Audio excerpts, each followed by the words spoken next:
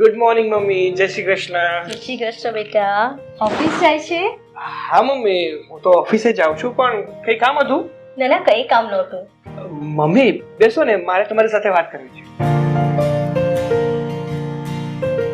Mummy, કાલે છે ને સુધીર મામાએ મને એની ઘરે બોલાવ્યો હતો અને મને કહેતા હતા કે મેં તને નાનપણથી મોટો કર્યો, ભણાવ્યો ગણાવ્યો અને નોકરીએ લગાડી દીધો. હવે છે ને અમારા લોકોની જવાબદારી પૂરી થાય છે. અરે મોટા ભાઈ, એવું કેમ બોલ્યા?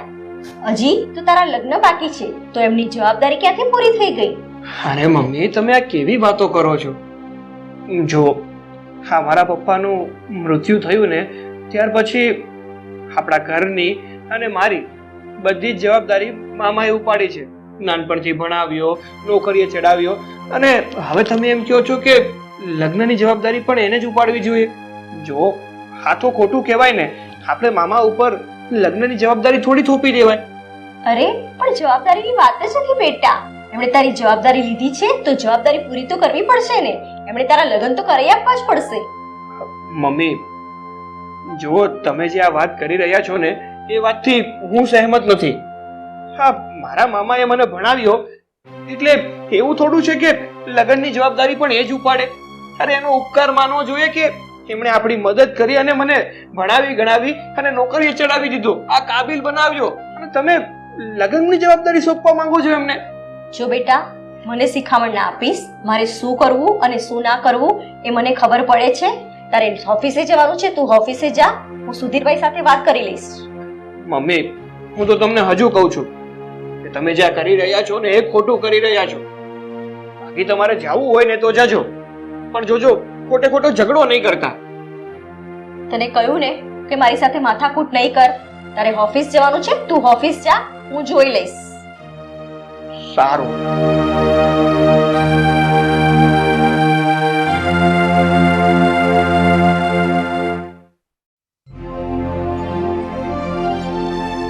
હાલો. અરે આ સામાન મૂકવા આવવાનું કીધું તું, હજી તમે ખુરશી ને એવું મૂકવા નથી આવ્યા. આ બીજી વસ્તુનો ઓર્ડર કેવી રીતે આપવો તમને? હા તો 4 વાગ્યા પહેલા મોકલાવી દેજો. હા વાંધો નહીં. અને સાંભળો, આ જે ફૂલદાની ને એ બધું હોય ને તો એ ફ્લાવર પોટના મને તમે ફોટો મોકલો એટલે હું એમાંથી જોઈ લઉં. જે ગમે એ પછી મોકલું તો એ મોકલાવી આપજો. હા હા, ઓકે. હા. રાધા, શું છે આ બધું? આ કોને ધમકાવે છે આટલો બધી? અરે આ ઘર માટે અલગ અલગ વસ્તુઓ મંગાવી તો હજી સુધી આપવા માટે નથી આવ્યો. બસ એને જ ફોન કર્યો હતો. એ તો સારી વાત છે કે તે ઘર માટે વસ્તુ મંગાવી, પણ મેં પણ એક વસ્તુ તારી પાસે મંગાવી હતી, એ મંગાવી કે નહીં? મારી પાસે કઈ વસ્તુ? ભૂલી ગઈ ને? હા, હવે આટલું મોટું મકાન છે, બધી વસ્તુઓ મંગાવવામાં કદાચ તમારું ભૂલાઈ જાય. મેં તારી ચોઈસ નો એક કોટ મંગાવ્યો હતો, એ મંગાવ્યો? લાવી? હા હા, ભૂલાઈ ગયો. એક કામ કરીએ, આજે જ જઈને એક કોટ લઈ આવ. હા બસ એક કામ કર, આપણે સાંજે જઈએ અને સાથે જઈને લઈ આવીએ તારી ચોઈસ નો કોટ. હા હા, મારી ચોઈસ નો કોટ. બસ સારું, તો હવે હું ઓફિસ જવા નીકળું, સાંજે 4 વાગે આવી જઈશ. હા. અરે અરુણા. જય શ્રી કૃષ્ણ ભાઈ. જય શ્રી કૃષ્ણ. આવ બેસ. કેમ આજે આ બાજુ અચિંતા ભૂલી પડી ગઈ કે શું? ભૂલી તો નથી પડી ભાઈ, પણ કામ જ એવું હતું કે આવવાની ફરજ પડી. તમે લોકો બેસો, હું પાણી લઈ આવું. ના ના ભાભી, તમે બેસો, પાણીની જરૂર નથી. બેન તું આવી જ છે તો બોલને, શું કામ હતું? સુધીરભાઈ, કાલે જય તમારા ઘરે આવ્યો હતો તો તમે એને એવું કીધું કે તમે ભણાવી દીધો ભણાવી દીધો એટલે હવે તમારી જવાબદારી પૂરી. એટલે શું તમારી જવાબદારી પૂરી થઈ ગઈ છે? એટલે અરુણા તું કહેવા શું માંગે છે? મને કઈ સમજણ ન પડી. તારે જે કેવું હોય એ ખુલીને વાત કરને, આમ ગોળ ગોળ શું કામ બોલે છે? ભાઈ કહેવા શું માંગે છે એટલે તમારી જવાબદારી હજી પતી નથી. જયના લગ્ન હજી બાકી છે, એની જવાબદારીનું શું? બેન, તમને નથી લાગતું કે અમે તમને આંગળી આપી અને તમે હવે પોચો પકડી રહ્યા છો? અમે તો તમારી ઉપર દયા ખાઈને હા જઈને ભણાવ્યો ગણાવ્યો અને નોકરી અપાવડાવી, અને હવે લગ્નને લાયક થયો તો એ જવાબદારી પણ તમે અમારી ઉપર થોપો છો. એટલે શું જયના લગ્ન પણ અમારે કરાવી દેવાના? કેવી વાત કરો છો આ? જુઓ ભાભી, મારા પતિ ગુજરી ગયા ને પછી સુધીરભાઈએ મારા જયની જવાબદારી લીધી છે, તો હવે આમ અડધે રસ્તે એમની જવાબદારીમાંથી ચૂકાય નહીં. માનું છું કે સુધીરે જયની જવાબદારી લીધી હતી, અને એ પણ જ્યારે તમારા પતિનું અવસાન થયું ને ત્યારે. પણ એને ભણાવવા ગણાવવાની જવાબદારી લીધી હતી અરુણાબેન, લગ્ન કરાવવાની નહીં. હા તો ધર્મ કરતા ધાડ પડી, તમે તો માથે પડી રહ્યા છો. ભાભી, તમારે આટલું બધું બોલવાની જરૂર નથી. મોટા ભાઈ છે મારા અને મારા બાપ સમાન છે, એટલે મને હક છે એમને બધું કહેવાનો અને બધી માંગણી કરવાનો. અને એક વાત સાંભળી લેજો, અમારા ભાઈ બહેન વચ્ચે તમારે બોલવાની જરૂર નથી. વચ્ચે ન બોલું એમ? કેમ વચ્ચે ન બોલું? હા, હું ક્યારની ધીમેથી વાત કરી રહી છું. એનો મતલબ એમ નથી કે હું તમારાથી ડરું છું. આ મારું ઘર છે એટલે હું વચ્ચે બોલીશ. અને હા, તમારા ભાઈએ તો ખાલી જઈને સંભાળવાની જવાબદારી લીધી હતી, હવે તો લગ્નની જવાબદારી તમે પરાણે થોપી રહ્યા છો. અને હા, આ તો એવું થયું તમારા ભાઈએ કોળિયો મોઢામાં મૂક્યો અને તમે તો એના હાથે જ બટકું ભરી લીધું. બસ હો ભાભી, આ બધું તમે તમારા કરિયાવરમાં તમારા બાપના ઘરેથી નથી લાવ્યા. બસ બાપ સામે તો બોલતા જ નહીં, નહીતર જોયા જેવી થશે. બસ ભાભી, આ ભાઈ બહેનની વચ્ચેની વાત છે, તમારે બોલવાની જરૂર નથી. બોલીશ, 17 વખત બોલીશ, કારણ કે આ મારા ઘરનો મામલો છે એટલે હું બોલીશ. અરે પણ રાધા, અરુણા, તમે લોકો શું આ તું મેમે હાજર છે? આ તું મેમે નથી. અત્યાર સુધી તમને મેં બે હાથે જે દયા કરવા દીધી ને એનું પરિણામ છે. જોયું ભાઈ, મારી ભાભી કેટલું મફાટ બોલે છે અને તમે કશું બોલતા પણ નથી. તમારી પાસે માંગણી કરવી એ મારો હક છે. શેનો હક? હા, દીકરી જ્યારે લગ્ન કરીને સાસરે જતી રહે ને પછી ભાઈના ઘરમાં કોઈ હક નથી લાગતો. એમ છતાંય મારા ધણીએ તમારા દીકરાને ભણાવ્યો, ગણાવ્યો, નોકરીએ ચડાવ્યો, અને વાહ, હવે લગ્નની જવાબદારી પણ અમને થોપવા માંગો છો. શરમ આવવી જોઈએ, શરમ. જોયું ભાઈ, તમારી વાઈફ મારું કેટલું અપમાન કરીને ચાલી ગઈ. એક વાત કાન ખોલીને સાંભળી લેજો, જયના લગ્ન તમારે જ કરાવી આપવા પડશે. હવે તમે વિચારી લો તમે કેવી રીતે કરશો. અત્યારે તો હું જાઉં છું.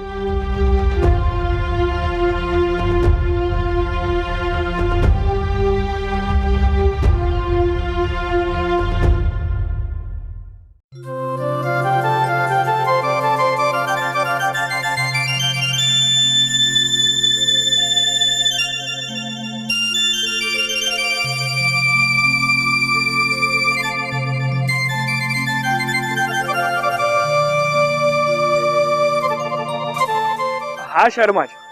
હા હા, કેમ છો? હેલો. હા, એક મિનિટ, હા, હું તમને કોલ બેક કરું. હા. એક્સક્યુઝ મી, તમે જય? હા, જય મારું જ નામ છે, પણ મેં તમને ઓળખ્યા નહીં. અને તમે કેમ મને ઓળખો છો અને મારું નામ પણ જાણો છો?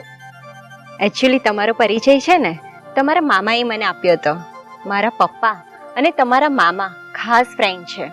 તમારા મામા એટલે કે સુધીર અંકલ, એમણે મને કહ્યું હતું કે છોકરાને જઈને મળી લેજે, અને જો પસંદ આવે ને તો આગળ વાત પણ ચલાવીશું.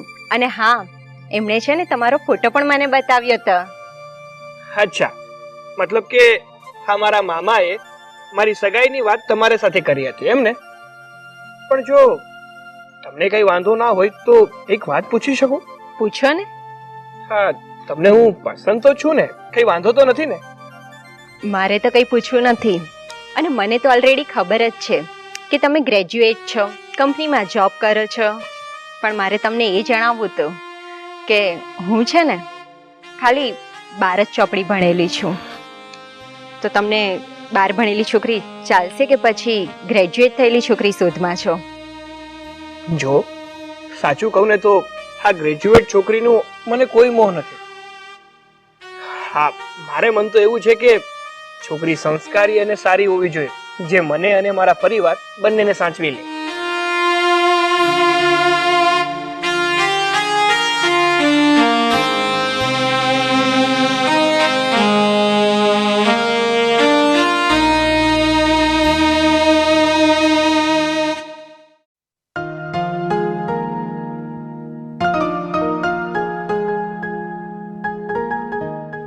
મામી, જય શ્રી કૃષ્ણ.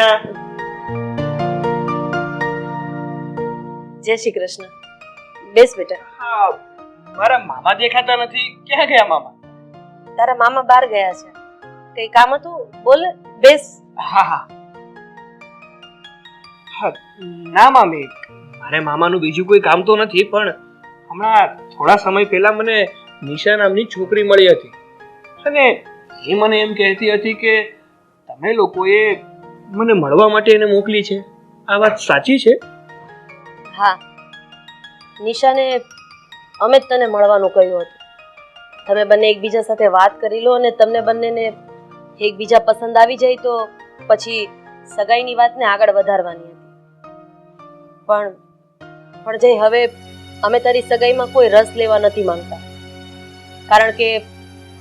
કારણ કે તારી મમ્મીએ આજે સવારે આવીને જે વર્તન કર્યું છે ને. અરે મામી, કેમ આવું બોલો છો? શું થયું? શું કર્યું મારા મમ્મીએ? તારા મમ્મી આજે સવારે ઘરે આવ્યા હતા તારા મામાને મળવા માટે, અને એ તારા લગ્નની જવાબદારી પણ હવે અમારી ઉપર થોપવા માંગે છે. જે એક વાતનો જવાબ આપીશ બેટા, અમારા લોકોની ભૂલ શું છે કે તારા પપ્પાના ગયા પછી અમે તને ભણાવ્યો, ગણાવ્યો, નોકરીએ ચડાવ્યો, અને હવે લગ્ન પણ અમારે કરાવી દેવાના. તારા મમ્મી અમારી ઉપર તારા લગ્નનો બોજ થોપવા માંગે છે. બસ. જો મામી, આ મારા મમ્મી છે ને, એને બોલવાની સમજ જ નથી. સમજ નથી પડતી એમ? તારી મમ્મીને બધી સમજ પડે છે. બોલવાની એ સમજ પડે છે અને ન બોલવાની એ સમજ પડે છે. અરે એ ધાન ખાય છે હા બેટા, ધૂળ નથી ખાતા. જો મામી, મારા મમ્મી વતી તમારી હું માફી માંગુ છું. એણે જે કર્યું ને એ હકીકતમાં એવું કરવું જ ના જોઈએ. જો બેટા, મેં ના પાડી દીધી ને કે અમારે તારી સગાઈમાં કોઈ રસ નથી લેવો. જો સગાઈ કરાવશું એટલે લગ્ન પણ અમારે જ કરાવી દેવા પડશે. એટલે બે હાથ જોડીને હું તને વિનંતી કરું છું કે તું અને તારા મમ્મી તારી માટે ક્યાંક સારી છોકરી ગોતીને સગાઈનું નક્કી કરી લેજો.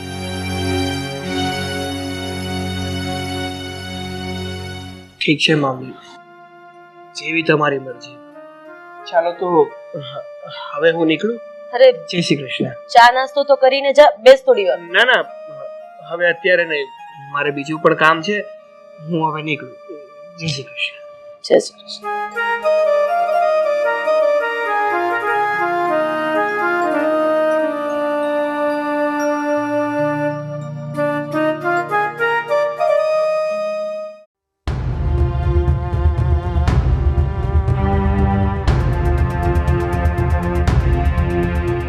મમ્મી, મમ્મી બહાર આવો તો. મમ્મી! શું થયું બેટા? કેમ આટલી બધી બૂમાબૂમ કરે છે? મમ્મી, તમે સવારે મામાના ઘરે ગયા હતા તો શું માથાકૂટ કરી આવ્યા? મેં કોઈ માથાકૂટ નથી કરી બેટા. મેં ખાલી એમને એટલું જ કહ્યું છે કે તમે જે જવાબદારી ઉઠાવી છે એ જવાબદારી પૂરી કરો અને તારા લગ્ન કરાવે, બસ. અરે મમ્મી, તમને હું કેમ સમજાવું કે મામાએ મને ભણાવી ગણાવીને મોટો કર્યો ને એ જેણે બહુ કર્યું, અને તમે છે કે માનતા નથી અને લગ્નની જવાબદારી પણ એમને થોપવા માંગો છો. અને તમે જ્યાં એમના ઘરે જઈને કકડાટ કરી આવ્યા છો ને, એના કારણે મારી સાથે શું વીત્યું છે ને એ તમને નથી ખબર. પણ બેટા, તું આ બધું શું કરવા બોલી રહ્યો છે? એવું તો શું થયું છે? અરે મમ્મી, હા મામાએ છે ને મારી સગાઈ કરવાનું નક્કી કર્યું હતું અને મને મળવા માટે છોકરી પણ મોકલી હતી, અને એ છોકરીને હું મળ્યો પણ ખરો. અને એ બધી વાત કરવા માટે હું જ્યારે મામીના ઘરે ગયો ને, પણ ત્યાં તો તમે પહેલા જ એમની સાથે ઝઘડો કરી આવ્યા હતા. અને આ ઝઘડો કરી આવવાના કારણે મામીએ ચોખ્ખા શબ્દમાં મને કહી દીધું, અમે લોકો તારી જે સગાઈ કરાવવાના હતા ને, હવે અમે નથી કરાવવાના, તમે લોકો જાતે કરી લેજો. હે ભગવાન, આ તો શું બોલે છે? તારા મામા મામીએ તારી સગાઈ નક્કી કરી હતી? હા, પણ હવે શું? અમે ગયા હતા એટલે વાત તો બગડી જ ગઈ ને. પણ બેટા, હું તારા મામા મામી સાથે ઝઘડી જ નથી. હા મમ્મી, માની લીધું. હા, માની લીધું કે તમે ઝઘડો નથી કર્યો, પણ ગેરવર્તન તો કર્યું જ હતું ને. મમ્મી, કોઈ વ્યક્તિ આપણો હાથ ઝાલે ને તો એનો હાથ ના કાપી નખાય. મામાએ આપણા ઉપર જે અહેસાન કર્યા છે ને એની ઉપર તમે પાણી ફેરવી દીધું. અને તમને ખબર છે, હવે મામાને મારી સગાઈ કરવામાં કોઈ રસ નથી. હવે ગોતી લેજો તમે મારા માટે છોકરી. સોરી બેટા, મને ખબર જ નહોતી કે તારા મામા મામી તારી સગાઈની વાત ચલાવી રહ્યા છે. પણ તું ચિંતા ના કર, કાલે આપણે બંને જઈશું મામા મામીના ઘરે અને એમને હું મનાવી લઈશ. ના મમ્મી, હવે હું નથી આવવાનું. જઈ આવજો તમે એકલા. સારું સારું, હું જઈ આવીશ, બસ.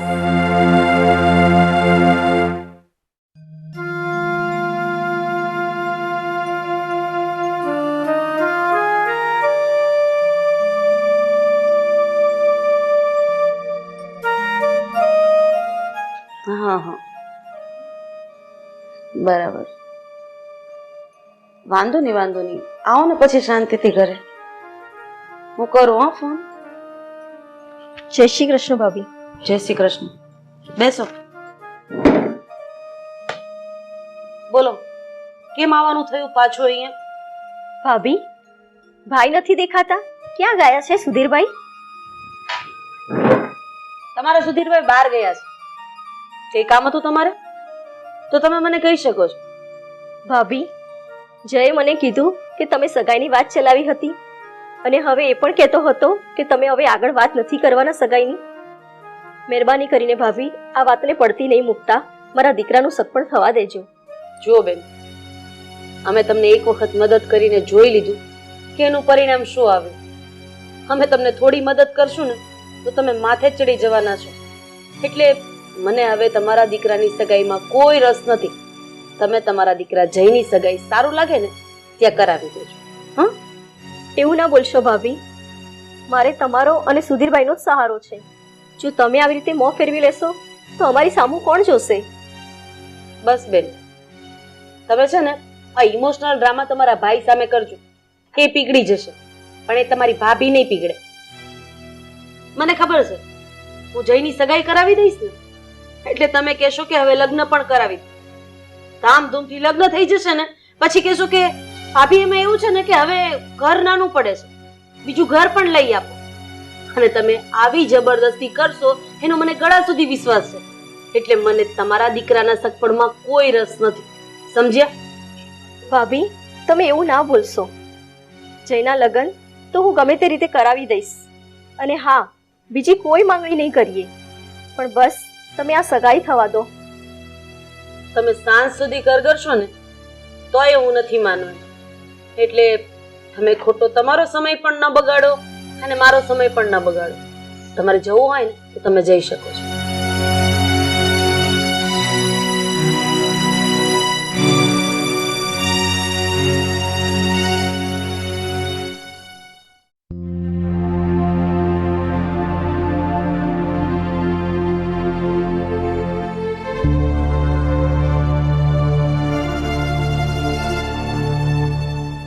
અરુણા, આવની બેન.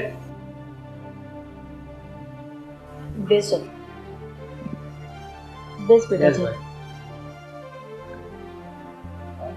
ભાઈ, હું 2 દિવસથી વિચારતી હતી કે તમારી પાસે આવું, પણ હું કયા મોઢે આવું? ખબર નહીં મારી બુદ્ધિને શું થઈ ગયું કે તમારી ને ભાભી સાથે હું આટલું બધું લડી ગઈ. હોઈ શકે તો મને માફ કરજો. તમે આજ સુધી અમારા માટે ઘણું બધું કર્યું છે. હા મામા, મારા મમ્મીની વાત એકદમ સાચી છે. હું માનું છું કે મારા મમ્મીથી ભૂલ થઈ ગઈ છે. એણે તમારું અને મારા મામીનું બહુ અપમાન કર્યું છે. પણ સાચું કહું ને તો આ છેલ્લા 2 દિવસમાં એને એમની ભૂલનો પસ્તાવો છે. પ્લીઝ તમે એમને માફ કરી દો ને. અરે ભાણિયાભાઈ અને બેન, તમે લોકો આમ ઢીલા નહીં પડો. તમે લોકોએ મારી અને તારી ભાભી સાથે ગમે તે વર્તન કર્યું હોય ને, પણ એનું અમને જરાય દુઃખ નથી લાગ્યું. અને અમે તારાથી કોઈ દિવસ મોઢું પણ નહીં ફેરવીએ તેવો સપનામાં વિચાર નહીં કરતી બેન. બેટા, આ તારા મામાને ક્યારનું મીટિંગ માટે બહાર જવાનું હતું, પણ તારો ફોન આવ્યો ને એટલે પછી એ ક્યાંય બહાર ન ગયા. અને બેન, મેં તો તમને ગુસ્સામાં કહી દીધું કે હવે અમે તમારું ધ્યાન નહીં રાખીએ, તમારા છોકરાની સગાઈમાં પણ જરાય ધ્યાન નહીં આપીએ. પણ એ ખાલી ગુસ્સામાં કીધેલી વસ્તુ હતી. હું અને તમારા ભાઈ આખો દિવસ લગભગ તમારું જ નામ લૈયા કરીએ છીએ. અને તને એક સરપ્રાઈઝ આપવાની છે.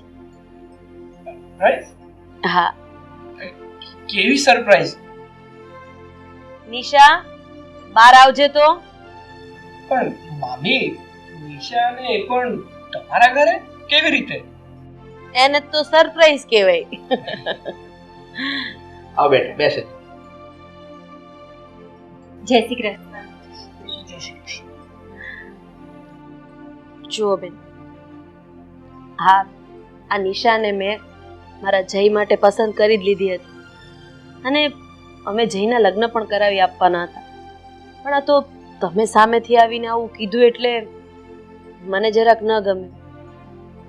પણ હવે અમે ધામધૂમથી જયના લગ્ન કરાવશું અને એ પણ નિશા સાથે.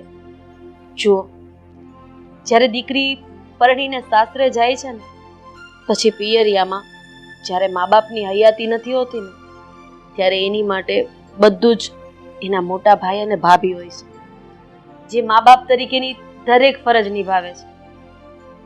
ક્યારેક ગુસ્સામાં કંઈક બોલાઈ જાય, એમ તો તમારા મમ્મી પણ ક્યારેક ક્યારેક તમને ખીજાતા હોય, તો જે પણ કંઈ બોલ્યા ને એ બધું ભૂલી જાઓ અને આપણે લોકો નવેસરથી નવી શરૂઆત કરીએ.